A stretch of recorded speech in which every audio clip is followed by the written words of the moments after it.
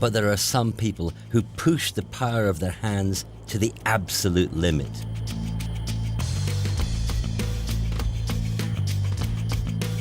Rock climbers trust their lives to the strength of their hands. They often support and lift their entire weight using only their fingertips. To me, it seems almost superhuman. So what makes their hands capable of such extremes? Dr. Nigel Callender studies what's different about the hands of high-performance climbers. Some of these guys are able to hang their entire body weight off a single finger. Essentially, this demonstrates the extremes that the anatomy of the hand is able to withstand.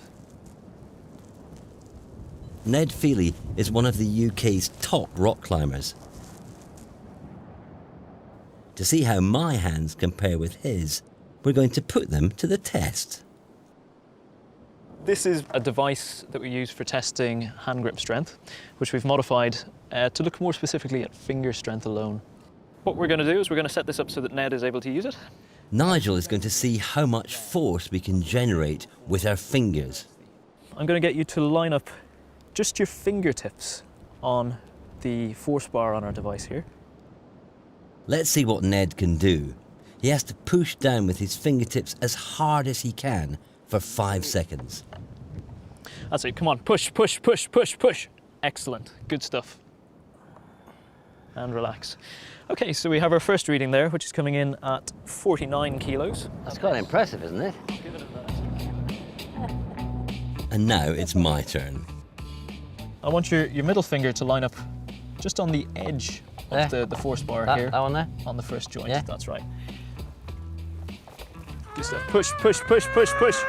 Excellent. That's actually much harder than I thought it was going to be. You have about 36.5 kilos there. 36. We're allowed 3 attempts, so can I do any better?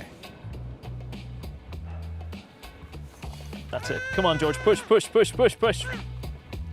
Excellent. Good stuff. So that time we actually went up as far as 37.5 kilos. Yes! Pretty pleased with my efforts, but it's almost a quarter less force than Ned managed to exert with his fingers.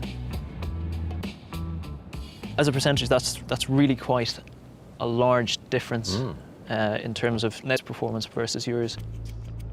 Given their training, we might expect some extra muscle power, but Nigel's work suggests there's more to climbers' abilities than just strength.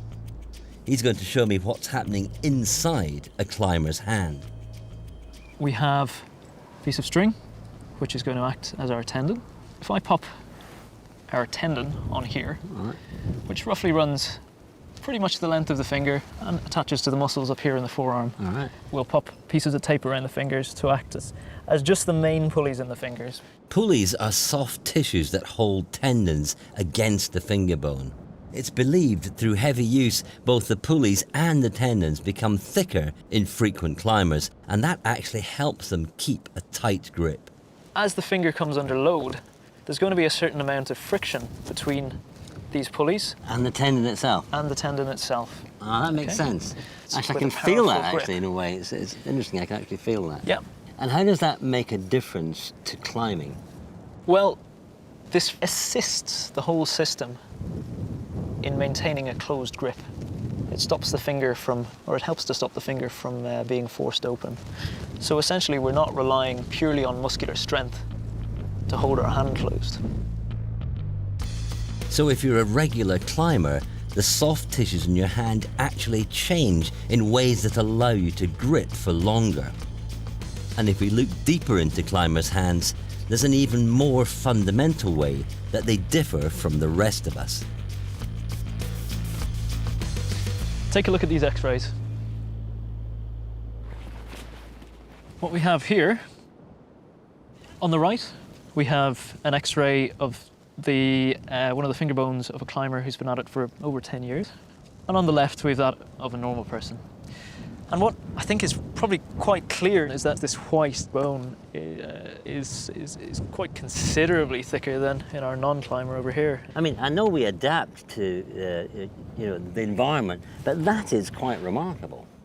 The bright white part is a hard outer layer on the bone, And we can see on the climber's hand that there's far more of it. And that's not the only difference in the bones Nigel has discovered. Over time, the bone density, the actual bone mineral content, increases in climbers compared to non-climbers. And so you wind up with bone that's not only bigger, but also stronger. The climber's bones have a higher concentration of minerals, such as calcium. This helps make the bones more able to withstand weight. The more you use your fingers, the more stresses and strains you put on your bone, the stronger the bones of your hand become. Yeah, it's not just a fixed structure within the body, it's constantly in a state of turnover, and it will respond to increased demands placed on it. Nigel's work has shown that our hands adapt to what we do with them. And it's not just at a skin-deep level. We can physically change their structure through the way we use them.